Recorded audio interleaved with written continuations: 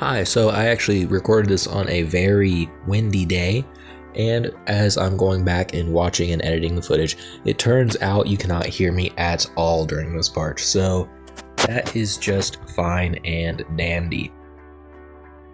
Well, you know what that means. It is voiceover time, for this segment at least. This video is about Mack Straw from Spirit Halloween 2024. He is a very, not necessarily controversial prop, but to put it lightly, people don't really like him, it seems. I feel like people either love him or they hate him, and I don't know where I'm standing at this point, to be honest, but he is something I bought. He retailed for $179.99. I think I got him on sale for $140 or $144, I think.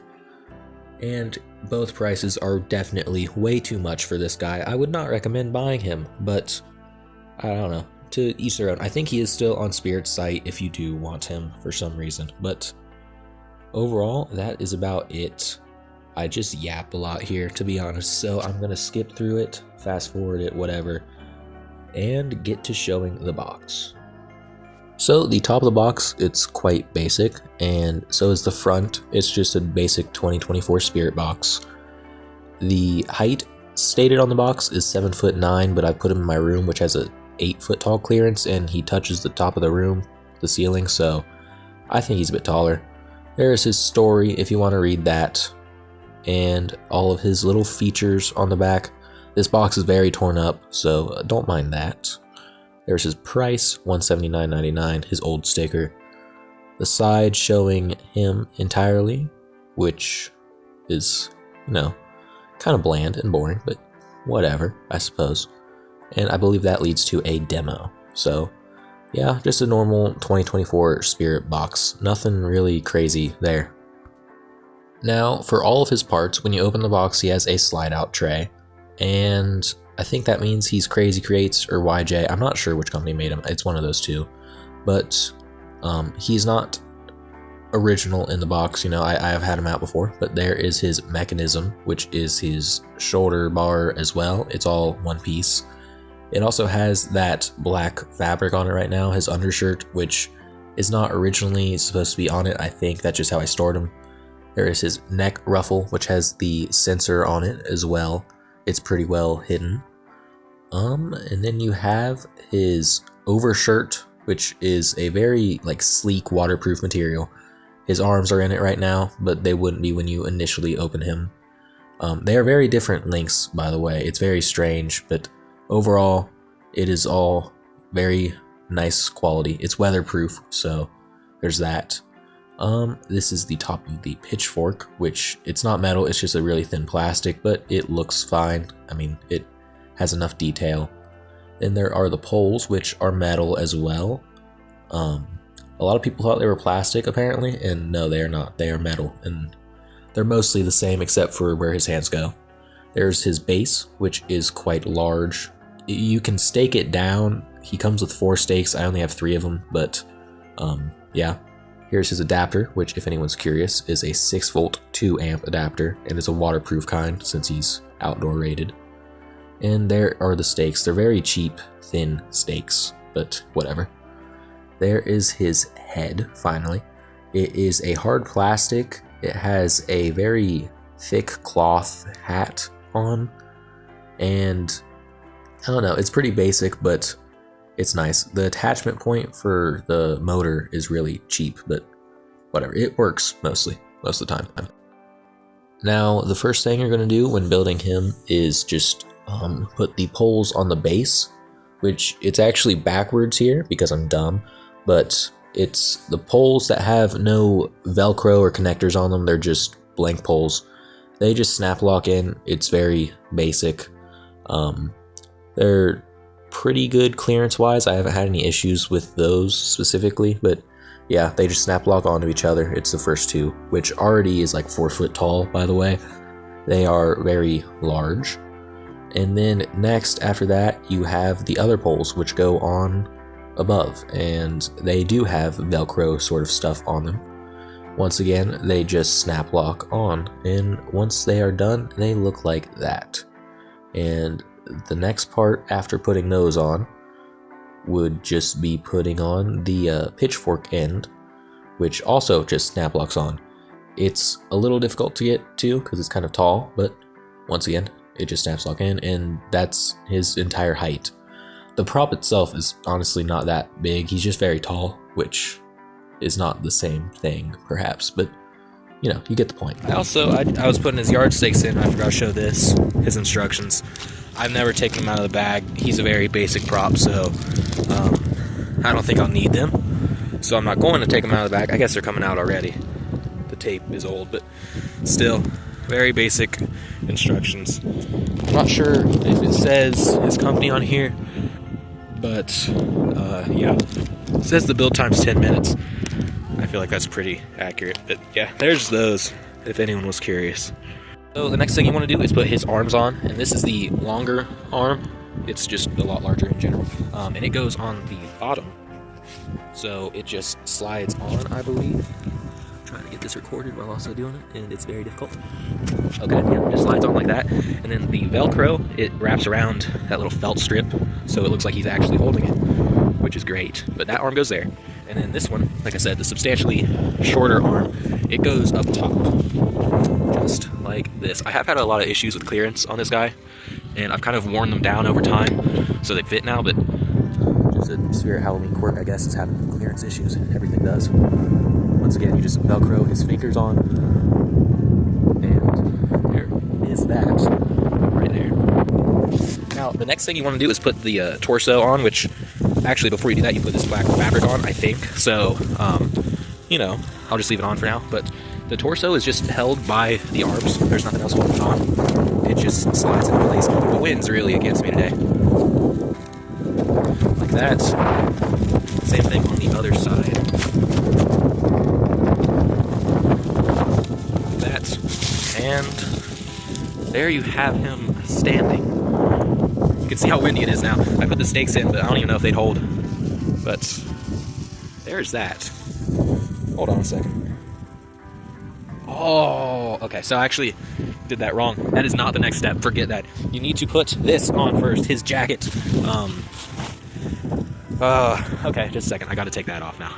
So before you can put his torso on, you have to put his overcoat on, which is put on in a very strange way.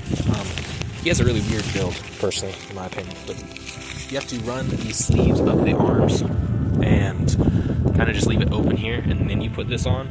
And unfortunately, I think that would be like impossible to do while holding my camera, so I'm going to do that, and then I'll cut back to it once it's done. Okay, so it is on. This is what it looks like once you have that on. There is also Velcro on his gloves right there, and there's some Velcro on the sleeves. You put that on, just kind of secures it. Now, once you have, well, I just stepped on the adapter. Now, once you have that on, I guess you just put that on, which I've already recorded myself doing. So I'll just cut to that again once I have it on. So it is on. You just, like I said, slide it onto the connectors. And once this is on, I think the next step is just putting on the head and the wiring stuff. There's only one wire, and then I guess the adapter too, but it all can be done in the back once it's done, because both this and the black shirt, they both have Velcro, so that's very helpful. But his head, like I said, there's no actual connector, so it just kind of slides on sometimes. Yeah, that's it. It just sits in there. There's like a little port, and it just kind of sits there. So yeah, that's about it for the head. This is his wire for the whatever that thing is. The sensor. That's what that's for. So yeah, that's what he kind of looks like so far, though. His head, I mean, I don't know. It's neat. Like I said, this prop in general, I feel like everyone thought he was going to be a lot larger because he was advertised as so tall, but he's really not that big. It's just the pitchfork. The guy himself, Mack, he's about the size of a normal prop, really. There's nothing too different about him. But yeah, I suppose the next thing would just be putting on this neck scarf. Okay, it's on. As you can see, well, there's the sensor, so it's relatively hidden. This is basically how it is. You can see how windy it is. I'll be honest here, I know he's outdoor rated, but I would not recommend having him out in the wind like this. Because I have the stakes in, and they're not staying in. I'm going to take them apart as soon as this video is over, because I have fears of him falling over. Last year I had him out, and he did fall over, even with the stakes in, and knocked over multiple other props. So I know he's outdoor rated, but I feel like that's strictly for, you know, rain. Be very cautious, because the stakes they give you for wind are just not that crazy.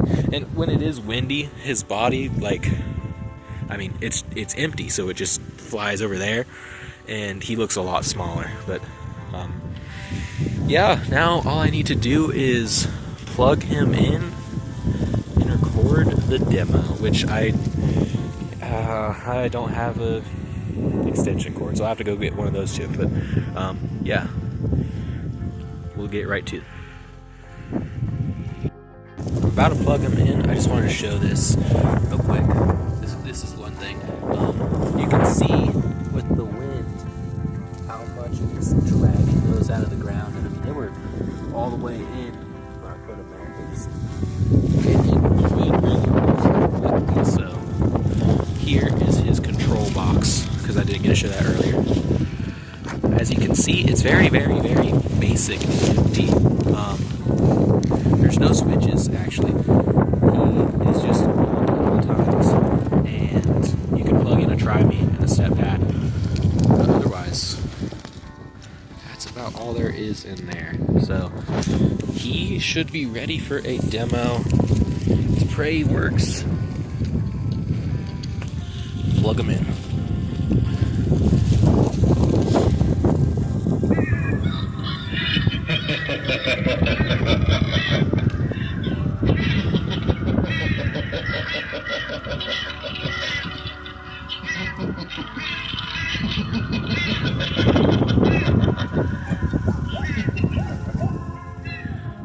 And there you have it. That's it. That's all he does. He just turns his head and, yeah.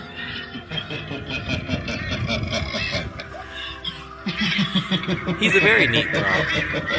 His price is crazy, but he is neat.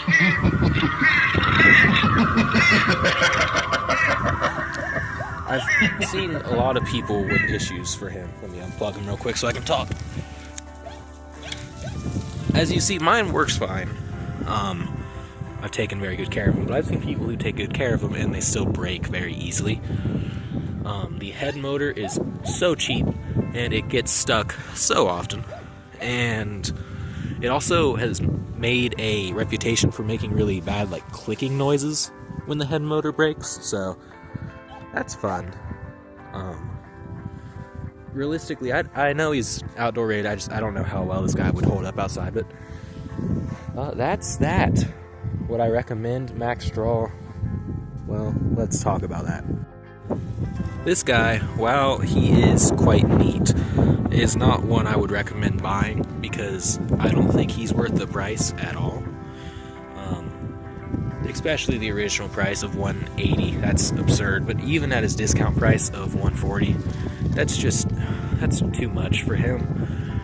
He looks cool when it's not super windy, and he has an okay phrase, I guess. But at the same time, his head turns, and he has one phrase, and he has no off feature, and he's kind of cheaply built. I mean, the poles right here, they're nice, but the head and neck is so junk.